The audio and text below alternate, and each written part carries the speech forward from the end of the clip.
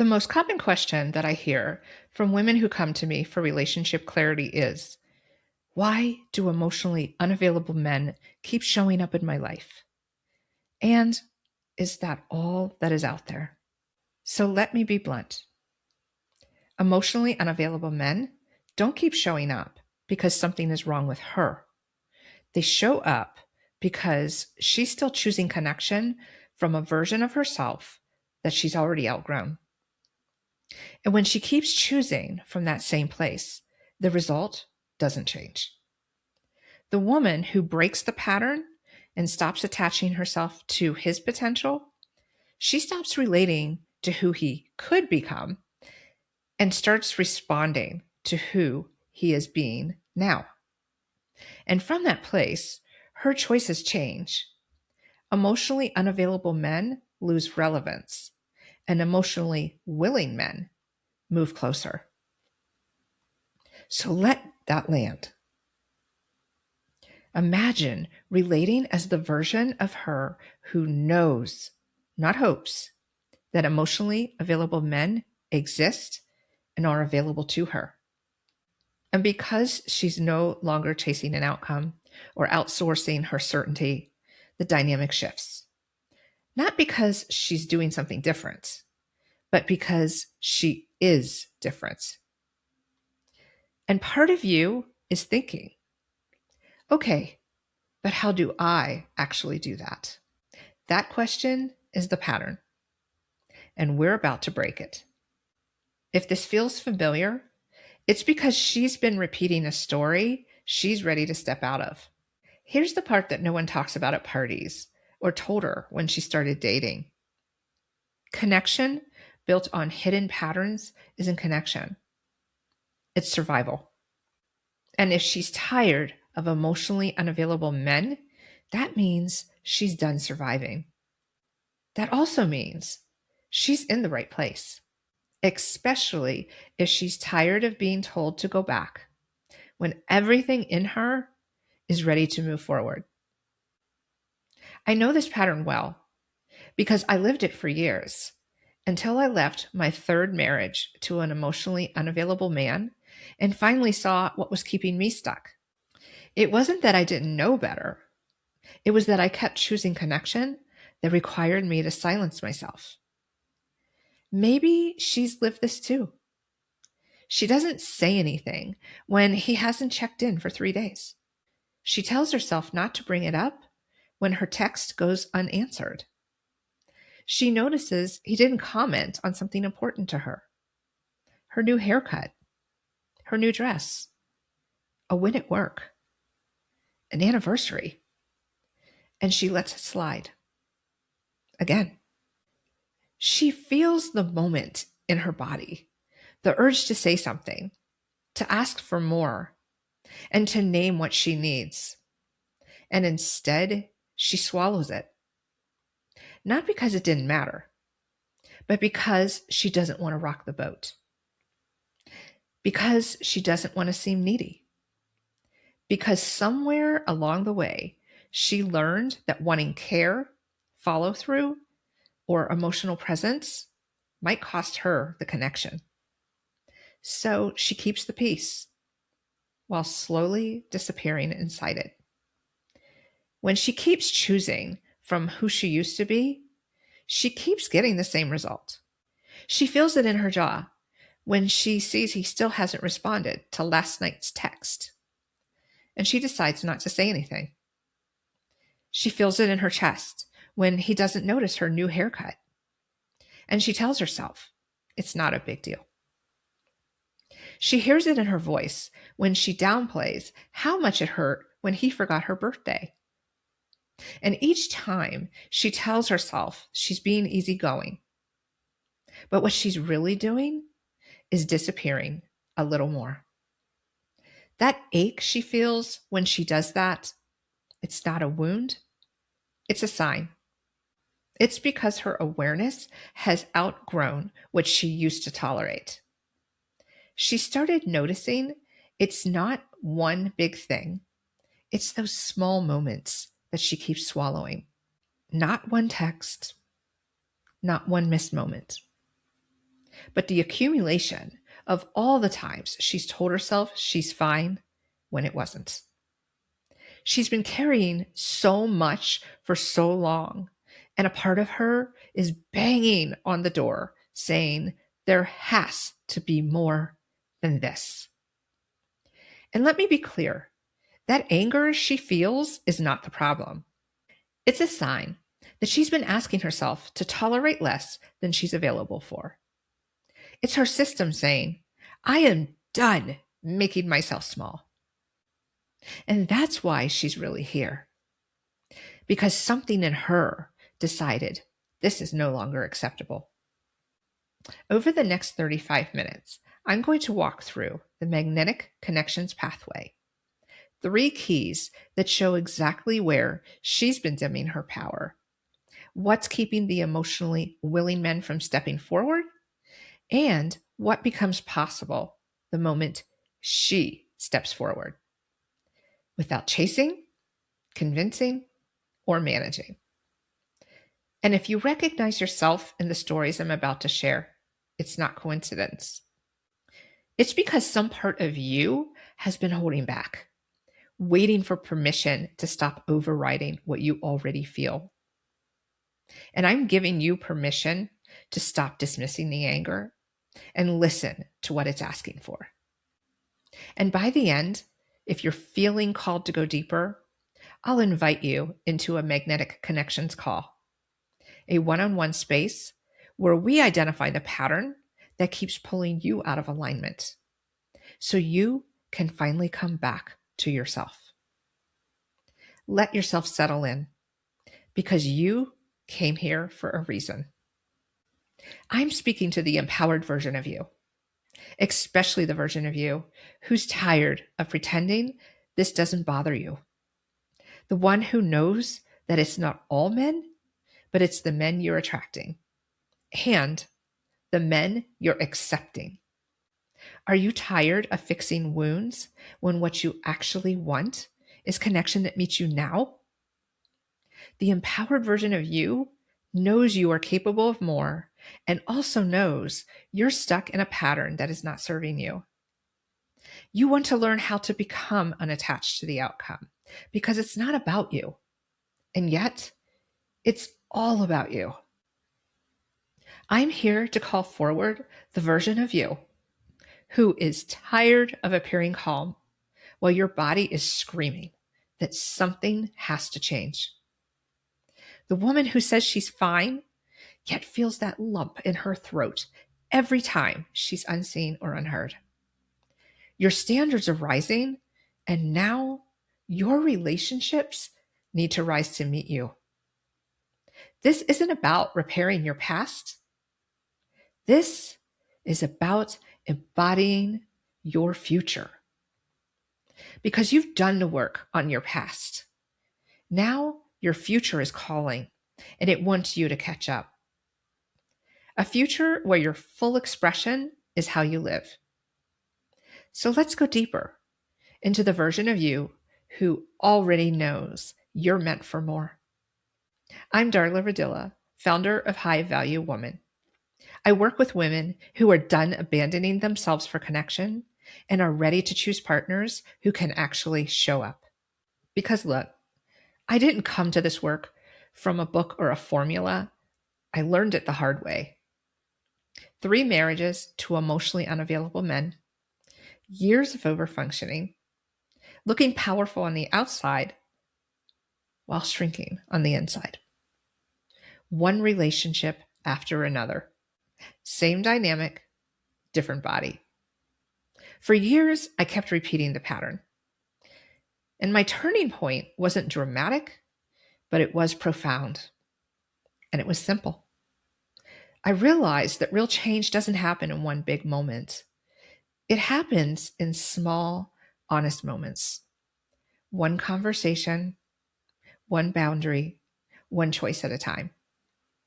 Brick by brick, I started building something solid for myself. And that is when I stopped circling and started responding to reality instead of potential. I stopped trying to fix my past. I stopped looking over my shoulder. and I started leading myself forward. Presence returned. Agency became non-negotiable. Empowerment took the lead. And once I embodied those three things, emotionally unavailable men stopped being an option. That's what I'm here to show you today. Here's what the women I work with really need to know. She doesn't need to work harder for connection, because trying harder has already cost her more than she wants to admit. And she doesn't have to turn herself inside out to become what they want.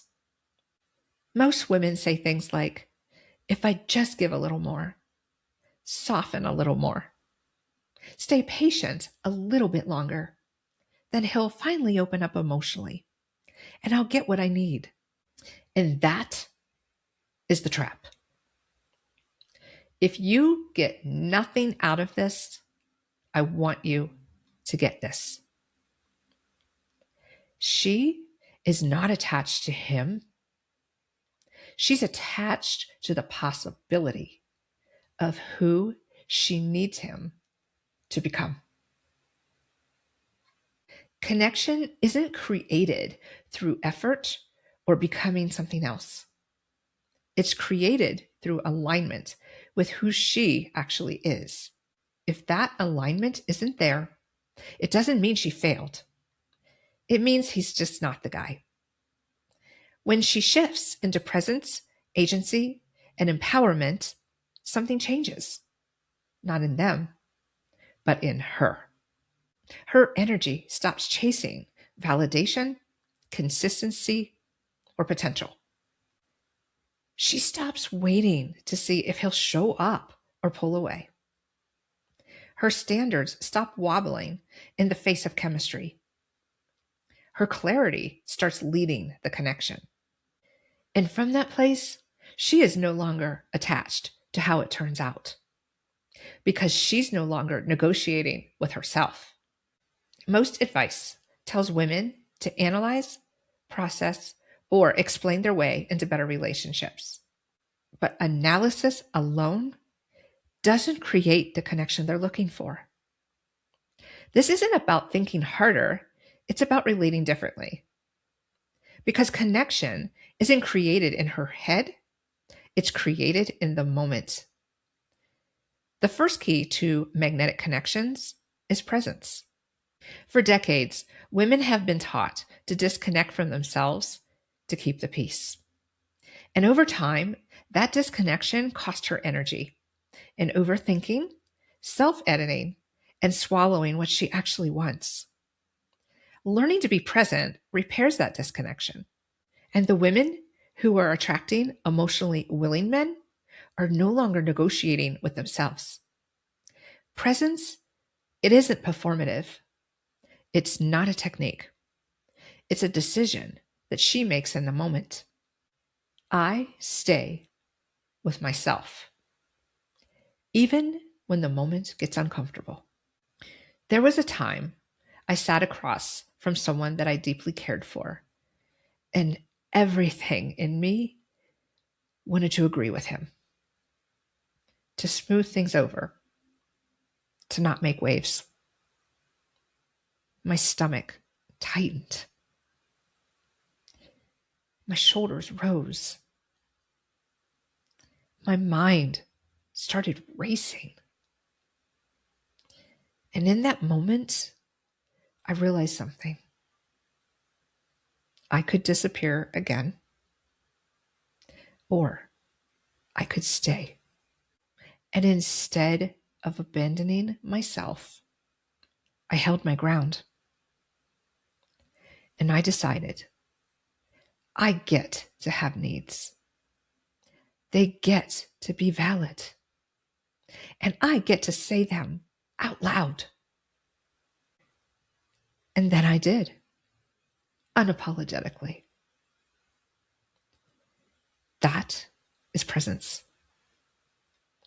It's the power of choosing herself in real time, even when it's uncomfortable. Presence is the first key to magnetic connections. Because the moment she stays with herself, she can no longer pretend that she doesn't have a choice. And that is where agency begins. The second key is agency. And this is where things usually get misunderstood. Agency is not about being reactive, and it's not about being aggressive. It's not about making a point. And it's not about proving anything. Agency is what happens when she stops managing someone else's reactions and starts paying attention to what actually works for her. For a lot of women, this is where it starts to get uncomfortable because she's been taught, directly or indirectly, to stay calm, to not get upset, to not make things uncomfortable. She's been told that she is overreacting, that it's not that big of a deal, that she should just let it go. And over time, that doesn't make her more evolved. It makes her quieter. And it costs her energy in overthinking, second guessing, and constantly managing herself instead of the situation. Agency is when she realizes it is not her job to carry somebody else's discomfort so they can stay comfortable while she disappears. And this is where it stops being an idea.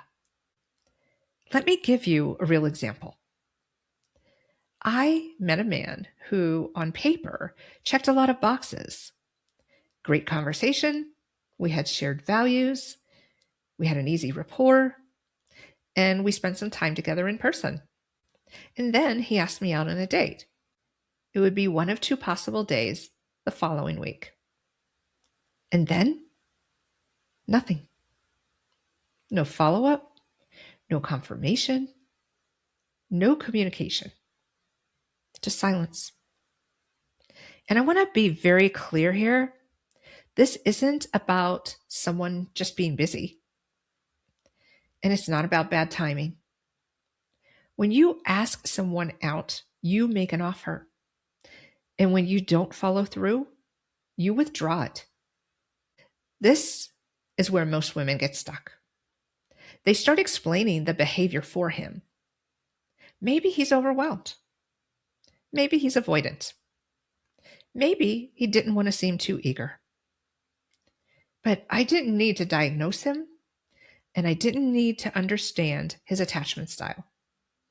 I simply watched what he did. He said he was going to take action, and then he didn't. So I paid attention to what was happening without confronting him, without explaining myself, and without chasing clarity.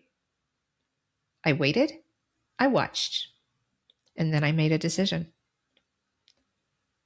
After a week of silence, I blocked and deleted his phone number. I didn't do this out of anger or to make a point, and I didn't do it to punish him. His behavior had already communicated everything that I needed to know. And this is the part that matters. If a man is genuinely interested, fear does not stop action.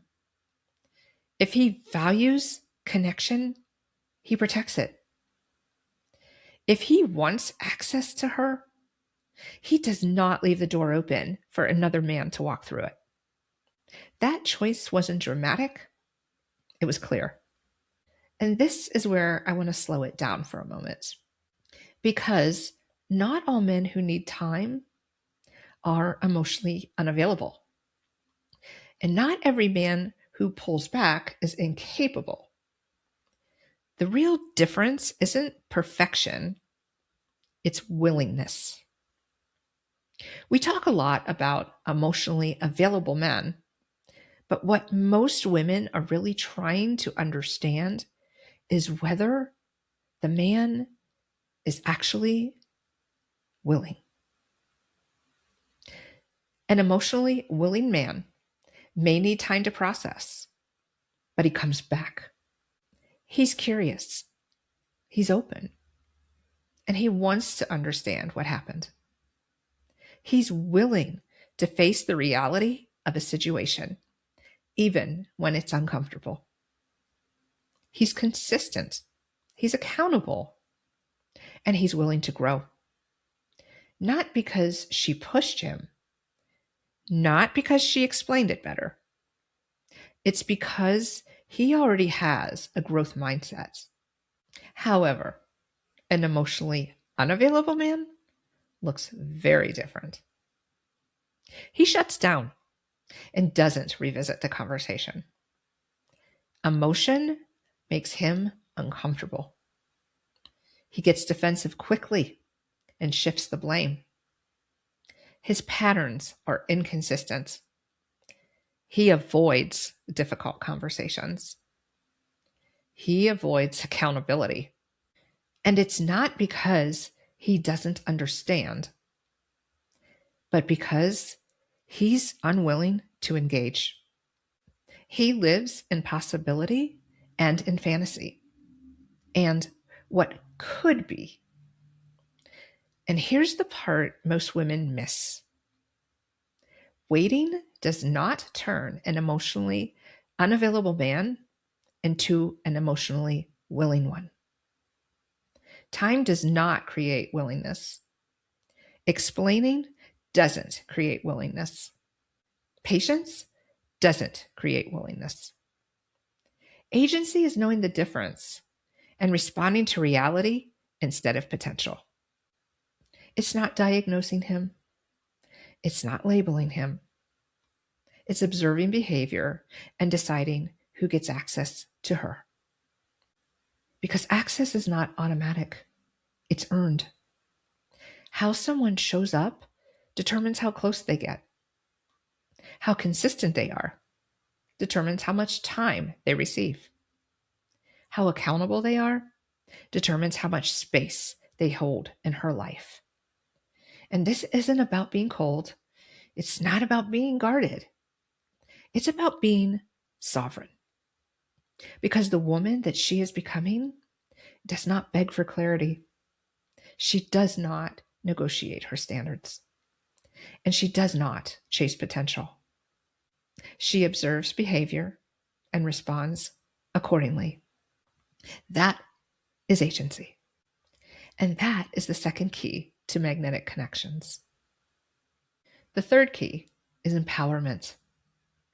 And empowerment is often misunderstood. It isn't loud, it's not dramatic, and it isn't fueled by rage.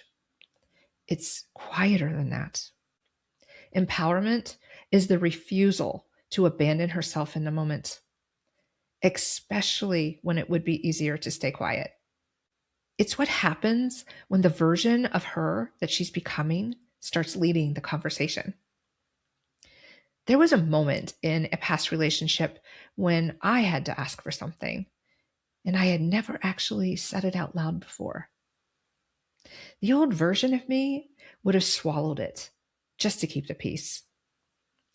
And I could feel that instinct immediately to soften it, to dilute it, to wait for a better time. And then something different happened. I realized I don't need a better time. I just needed to be honest. What I want is valid, and I don't have to hide it. So I said it. Not dramatically, not aggressively, just unapologetically with a backbone. And this is the most important part. And you may want to write this down. Empowerment isn't measured by how someone else responds. It's measured by whether she honored herself in the moment. Because the fear that drives so much of our behavior isn't actually the fear of losing someone else. It's the fear of losing herself. And over time, that fear keeps her in a constant state of vigilance, waiting, watching, and orienting around someone else instead of her own life.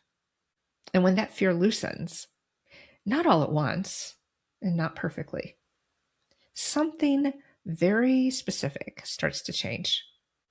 She stops checking her phone to see if he texted back. She stops replaying conversations. She stops reading meaning into every pause or shift in his tone. And instead of thinking, here we go again, she thinks, I see this clearly. She's no longer chasing clarity. She's no longer waiting for consistency. She's no longer organizing herself around somebody else's capacity. And from that place, her magnetism is undeniable. Emotionally willing men are drawn to women who already feel grounded within themselves. Not because these women are perfect, and not because they tried harder, but because they're no longer negotiating with themselves. So if you're tired of waiting and still hoping, hear this. She doesn't need another breakthrough. She needs to choose from who she already is. Because when she chooses from this place, the difference isn't subtle. It shows up in how she moves, in what she tolerates, and in what she no longer explains. Empowerment isn't something she feels first. It's something she chooses, often in the exact moment she would have disappeared before. And once she sees it, she can't unsee it. Because the same situation looks very different depending on where she's relating from. And this is where the contrast becomes clear. Not to judge herself and not to label her past, but to give her clarity. Because clarity is what creates choice. So as you listen to what comes next, just notice where you recognize yourself. And this is not to judge, just to see it clearly. Let's compare the difference between the disempowered woman and the empowered woman. First, let's take a look at the disempowered woman. The disempowered woman is chasing connection. When a man doesn't reciprocate effort, she fills the gap. She initiates more, explains more, and gives more. She keeps trying to generate closeness instead of letting his behavior answer the question. A disempowered woman is people-pleasing. She adjusts her tone, needs, or expectations to keep him comfortable, especially when he pulls back or goes quiet, even when it costs her self-respect. The disempowered woman is not asking for what she needs. She convinces herself she's too much for wanting consistency, clarity, or emotional presence. So she stays quiet and waits, hoping he'll eventually show up. The disempowered woman has weak or inconsistent boundaries. She's accepting breadcrumbs, excuses, or emotional distance because she's chasing a feeling, and she's not evaluating what's actually available. So now, let's look at what the empowered woman does. The empowered woman is unattached to the outcome. When a man doesn't reciprocate effort, she doesn't chase. She lets his actions speak without making it mean something about her worth. The empowered woman stands steady, even when it's uncomfortable. When emotional availability isn't there, she stays grounded instead of shrinking or overfunctioning to keep the connection alive. An empowered woman has clear standards and boundaries. When the energy isn't mutual, she names it clearly. This doesn't work for me. And she walks away without drama, without explanation, and without waiting. The empowered woman asks for what she needs without guilt. She names her needs clearly because she knows they're valid. And she doesn't manage someone else's reaction to hearing them. And when she really looks at the contrast, it's not about being better, stronger, or more evolved. It's about how it feels to live inside each version of herself. So let's pause here and let me show you what it feels like to stop negotiating with yourself and start living from the empowered side. Imagine a relationship where she's no longer attached to how it turns out. She's not invested in controlling the outcome. And she's not relating to who he might become. She's seeing him clearly as he is, and she's choosing from that place. Imagine being with someone and feeling like herself, not the version of her who replays the conversation later and wonders if she said too much, not the version of her who downplays what she wants to avoid rocking the boat. Just her, the same woman that she is when she's alone. And now, to take it one layer deeper, imagine walking into a room and she stays exactly as she is. She's not scanning faces to see how she should show up. She's not lowering her voice or choosing her words more carefully than she needs to. Her shoulders stay relaxed. Her jaw isn't clenched. She's not holding tension in her body to manage how she's perceived. She's not calculating whether she's coming across as too much or not enough. And she's not managing the moment. She is not performing. She's just there as herself. Now, imagine he doesn't respond the way she expected him to. She notices it, but instead of questioning herself later or replaying the interaction in her head, she stays present. She doesn't rush to smooth it over. She doesn't rush to explain what she meant.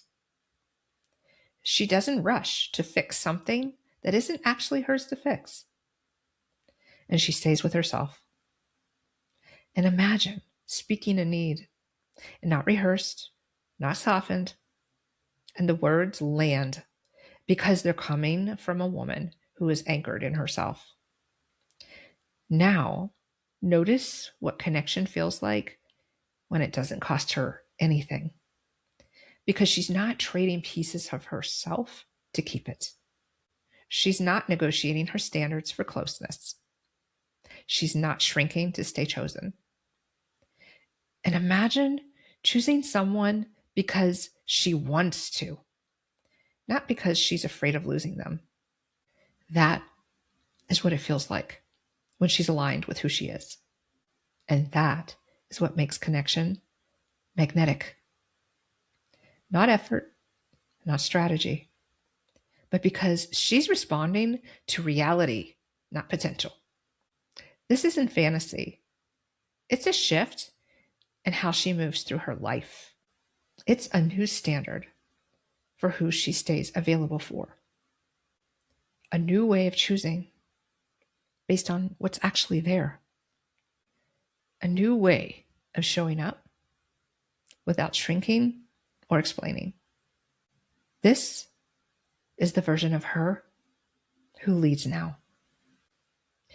This is the moment where you decide how you want to move forward. The question women have been asking me is, why do emotionally unavailable men keep showing up? And is this all there is? But to change this, the question needs to be, who are you becoming that makes those men irrelevant? When you lead from the empowered, unattached version of you, you stop chasing clarity and you start embodying it. You stop negotiating your standards and you stop organizing your life around potential. You stop waiting to see if this time he'll figure it out. And you start choosing from alignment, not fear. That is when connection shifts. And it's not because you're trying to attract differently. It's because you're showing up differently. And here is what I want you to feel and not just understand. You are closer than you think. This doesn't have to take years. It did take me years because I didn't have a pathway, but you do. You have already felt the shift today. You notice the moments where you've been abandoning yourself, even subtly. You felt the difference between collapsing and choosing. You met the version of you who leads from presence, agency, and empowerment. And she's not very far away. She's right here. And if you already know you don't want to keep circling, if something in you is ready to move forward, you can book a magnetic connections call at highvaluewoman.info/call. Take your time. I'll keep walking you through this. And this is usually where women pause, where you think, I'll take care of this. I'll try to do it on my own. Let me just sit with this just a little bit longer. And that makes sense. But it's also part of the pattern. And I see this all the time. One client came to me feeling stuck. And it wasn't because she didn't know what she wanted, but because she was waiting for permission to choose it. And she was capable and self-aware. And she already knew what she wanted. Yet, what she hadn't done yet was authorize herself to choose reality over hope. Once that clicked, everything shifted faster than she expected. And not because she forced anything, but because she stopped circling and she started choosing from alignment. And later, she said to me, I wish I hadn't waited so long. So let me be clear about what this next step actually is. The magnetic connections call, it's just a discussion, a one-on-one conversation where we identify the exact pattern that's been pulling you out of alignment. And this is so you can stop repeating it and start leading from who you already are. And this is not coaching. It's not therapy. And it's also not about fixing your past. It's about clarifying what's next.